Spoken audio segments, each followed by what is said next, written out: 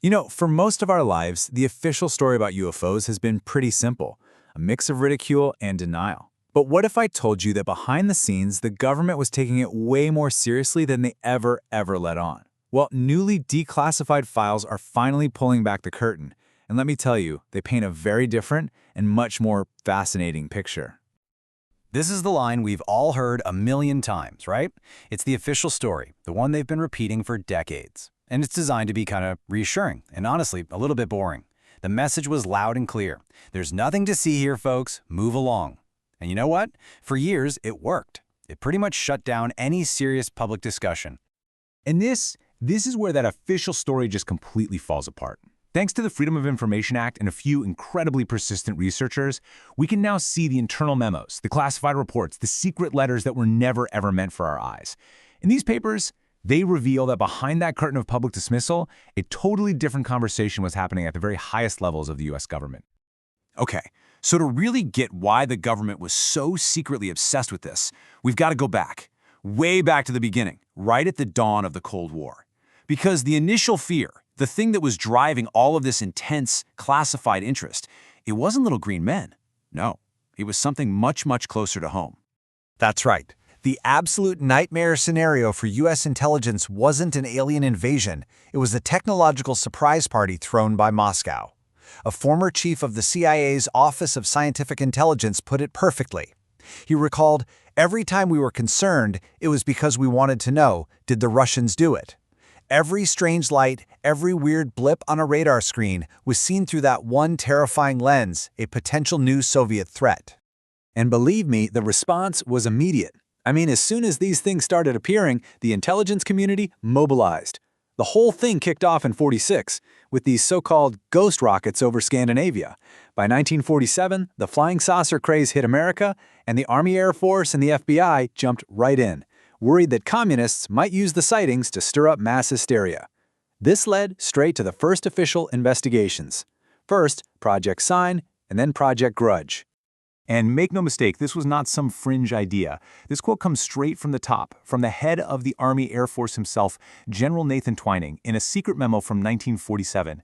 He flat out said, "The phenomenon reported is of something real and not visionary or fictitious." He went on to describe these things as being as big as our own aircraft and intelligently controlled. So yeah, this wasn't swamp gas. This was a serious military problem. Now, here's where the story takes a truly wild turn. The very first official government study, Project Sign, came to an absolutely stunning conclusion, one that was classified top secret. Their best guess? These things were interplanetary.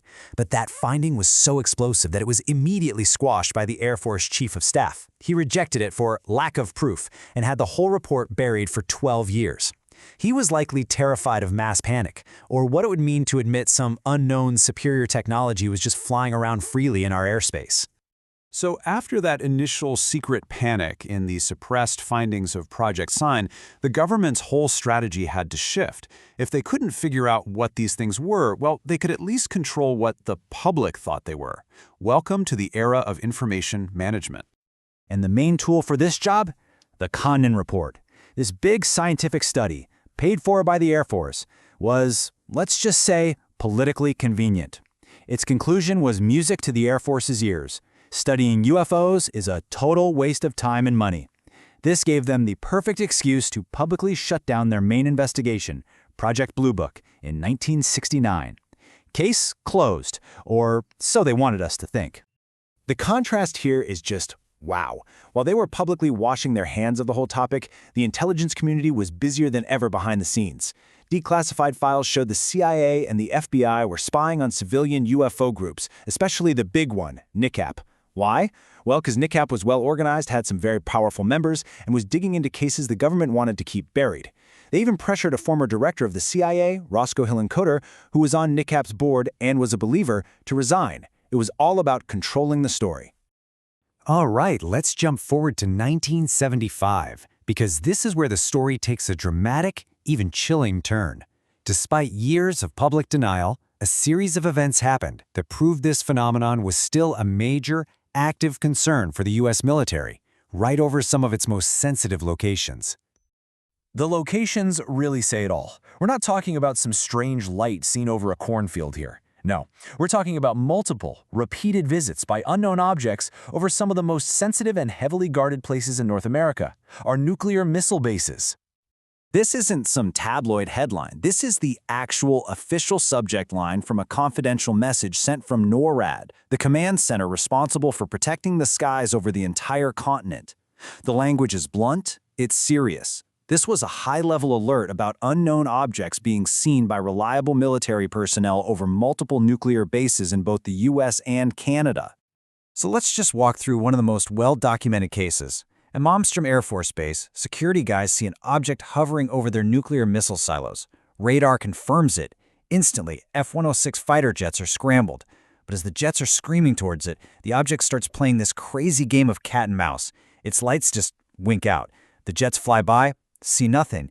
Then, as soon as they pass, the lights pop back on. And finally, the object just shoots straight up at an incredible speed and vanishes from the sky and off the radar. So how seriously was this all taken? Well, the reports on these incidents didn't just stay on the base. Oh no, they went straight to the very top. We're talking the Joint Chiefs of Staff, the NSA, the DIA, and the CIA. Basically, everyone was briefed. This is being treated as a potential and very serious threat to national security. For decades, this entire history, all of it, was hidden behind a massive wall of secrecy and denial. So how did any of it come out? The answer isn't some government whistleblower. It's a crucial law, and the citizens who figured out how to use it like a key to unlock these long-lost secrets. That key was the Freedom of Information Act, or FOIA. This incredibly powerful law gave regular people the right to request government records, and in the mid-70s, a small group of really dedicated researchers started using FOIA like a battering ram against that wall of secrecy, demanding files from the CIA, the FBI, the Air Force, you name it. And guess what? It worked. After a lawsuit from a group called Ground Saucer Watch, the CIA, an agency that had long denied having any serious involvement, was finally forced to open its vaults. They released over 900 pages of previously secret documents, revealing for the very first time just how deep and how long the agency had been involved in the UFO mystery. So, after all these documents came pouring out, what did we actually learn? Well, the files didn't give us a neat and tidy final answer, but they did confirm one absolutely crucial thing. Behind the scenes, the government has always been just as perplexed and just as concerned as the rest of us. And this, for my money, is maybe the most startling admission you can find buried deep in the government's own data. Their own studies and reports conclude that after you explain away all the normal stuff, the balloons, the planes, the weather, you're still left with this stubborn 5 to 10% of cases that remain completely and frustratingly unexplained. This internal CIA memo from 1976, years after the Condon report supposedly ended all official interest, it just says it all. The interest never actually stopped. It just went deeper underground, off the official books. There were still people inside the agency whose job it was to monitor the phenomenon, quietly keeping tabs on the whole mystery.